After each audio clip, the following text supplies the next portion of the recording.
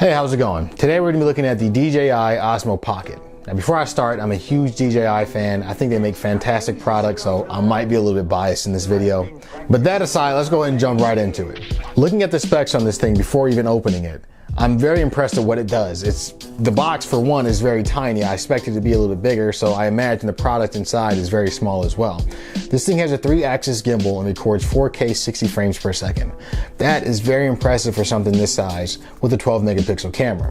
Now, it's touted as more of an action camera. I don't think I would use it for something like that. For me, since I like to go out and shoot a lot of videos, this would be good for something really quick, like if I needed to get a quick shot and didn't feel like pulling out my whole camera and the big gimbal and lugging all that stuff around. I can just whip something like this out, take a quick shot, and move on. The price on this is $350. I'll leave the link in the description for anyone interested. It's sold all over the place, but it has been selling out very quickly. So jump on it right now if you have the opportunity to. But without further ado, let's go ahead and bust this box wide open. All right, so here we go. Let's go ahead and get this thing open. Like I was saying before, I'm a huge fan of DJI products and the camera stuff that they do. This thing in particular has a lot of impressive features from what it says. It has face tracking, stop motion video, 3D panoramas, all this type of stuff in this little camera. I can't wait to use it. Like I said, of course, I am very biased to DJI because I use their drones, I've used their camera gimbals.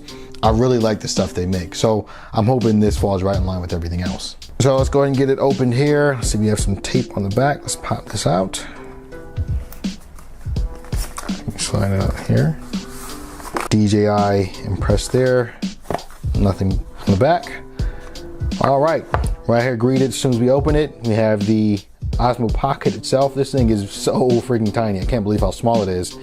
And let's see what we have on this side. The case that it goes in. Let's look through this first here. I guess we pop this case open. We have our charging cable, some poison that I have to include, but throw that to the side. A strap that you hold it and you don't drop it, which is probably good for something this size. You don't want to drop it and it freaking breaks. That would suck. What is this? Oh, it looks like an adapter that goes to your phone so that you can connect it to your phone. This case is pretty cool. It's nice and hard.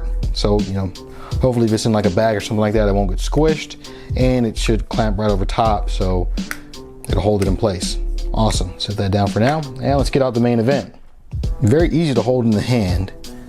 Looks like we have a couple buttons here. Maybe that's the power button, record button. Looks like we have the charging port and the mic right here. This thing also doesn't come with a micro SD card, but there is a micro SD card slot here, so you will have to have your own card if you do want to use one. And let's see, if we slide this off, all right, this must be where you put the connector right here for your phone. So let's actually go ahead and do that now. All right, yep, so you go ahead and connect your phone right here. You would stick it right on the side like they show in the ads, and you have a big viewfinder for your phone. All right, so let's see if this thing has any juice, see if we can get it powered on.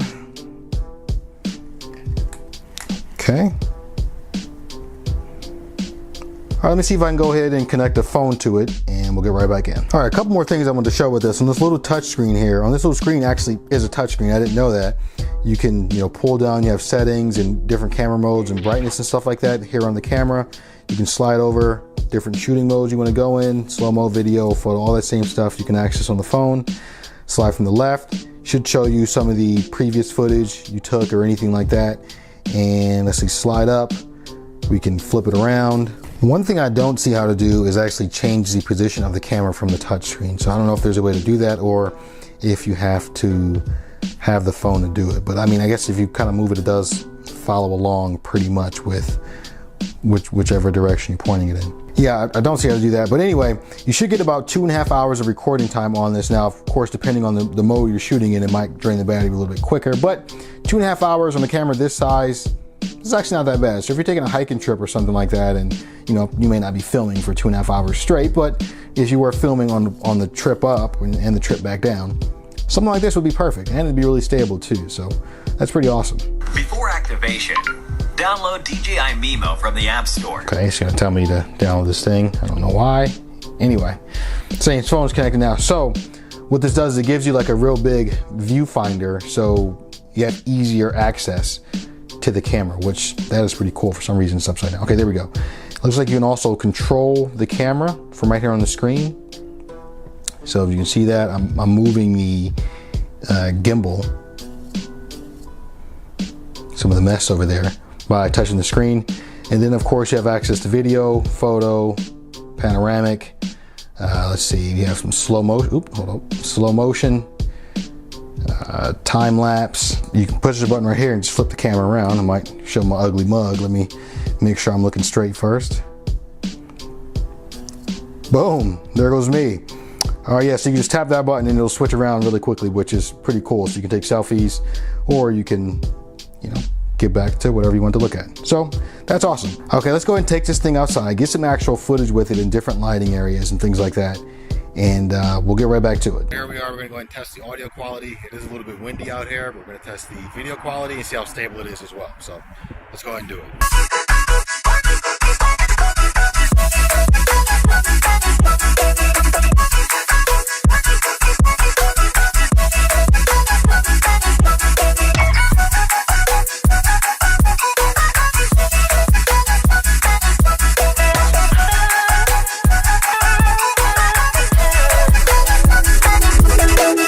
So there you have it, and let me just, I already said it, I'm very biased towards DJI because I really like their products, but boy am I impressed with this thing.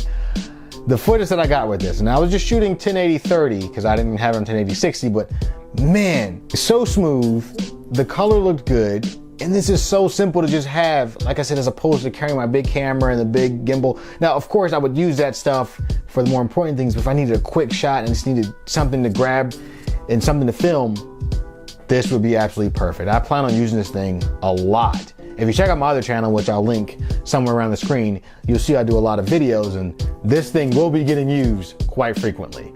I am completely blown away with this. I cannot believe how much it does to be, you know, this tiny, this small, you know, tiny little package.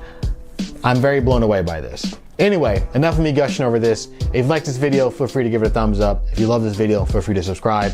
If you'd like to support the channel, please share this with everyone you know. Till next time, it's been my pleasure. Peace.